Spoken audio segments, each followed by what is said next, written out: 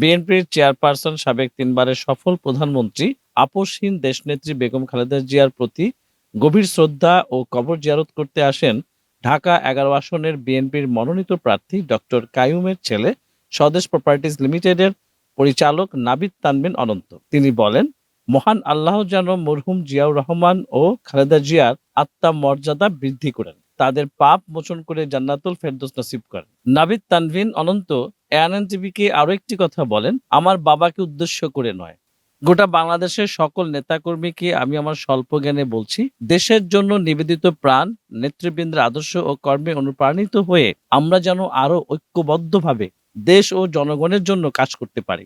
মহান মুক্তিযুদ্ধের চেতনা ও গণতান্ত্রিক মূল্যবোধের প্রতি অঙ্গীকারবদ্ধ থেকে আমরা যেন সুন্দর, সমৃদ্ধ ও শান্তিপূর্ণ ভবিষ্যৎ গড়ে তুলতে পারি। দেশনেত্রী বেগম খালেদা জিয়া বাংলাদেশের মানুষের প্রাণের একজন নেত্রী ছিলেন। তার আপসহীনতা আমাদের সবাইকে অনুপ্রাণিত করে। তো তাই উনার এবং জিয়াউর রহমানের কবর জিয়ারত করে আমরা আমাদের নতুন যাত্রাটা শুরু করতে চাচ্ছি। তাই আজকে আমাদের এখানে সবার একত্রিত হওয়া এবং আমরা আশা করব যে আমাদের ভবিষ্যৎটা আরো সুন্দর হবে এবং আমরা সফলভাবে চলাচল করতে পারবো। আমাদের এই ঢাকা ১১ আসনে ২টি প্রতিষ্ঠান আছে এখানে। উত্তর বাড্ডাতে হচ্ছে মুক্তি সংগ্রাম এবং আমাদের মালিবাগ তালতলাতে হচ্ছে আলোর প্রদীপ। আমরা জানি যে আসলে অনেক বছর ধরে তারা অবহেলার মধ্যে ছিল। তো তাই আমাদের নতুন একটা যাত্রা আমরা শুরু করছি, যেখানে আমরা চাবো যে তাদেরকে নিয়ে আমরা সামনের পথটা একসাথে চলতে পারবো। যে আমরা একটি বৈষম্যহীন একটি সমাজ গড়ে তুলবো। তো সেই বৈষম্যহীন সমাজে আমরা চাবো যে আমাদের যে প্রতিবন্ধী ভাই বোনেরা আছে তারা আমাদের সাথে একসাথে আমরা কাঁধে কাঁধ মিলিয়ে চলতে পারি।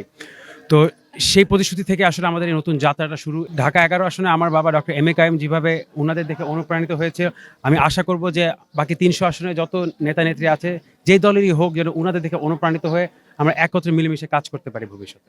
এস কে মামুনের ক্যামেরায় সুমন শেখ, এএনএন টিভি, জিয়াউদ্দান, ঢাকা।